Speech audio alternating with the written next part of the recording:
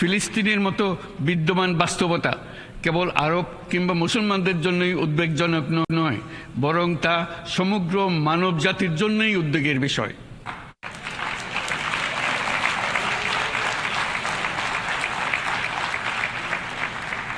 একজন মানুষ হিসেবে প্রত্যেক ফিলিস্তিনির জীবন অমূল্য।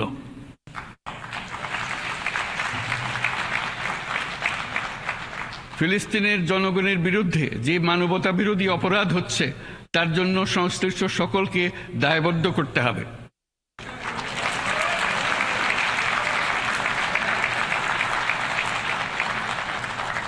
ফিলিস্তিনের জনগণের উপর চলমান নৃশংসতা, বিশেষত নারী এবং শিশুদের সাথে প্রতিনিয়ত যে নিষ্ঠুরতা বিশ্ব দেখাচ্ছে, তা থেকে নিস্তারের জন্য বাংলাদেশ অনতিবিলম্বে সম্পূর্ণ যুদ্ধবিরতির আহ্বান জানাচ্ছে।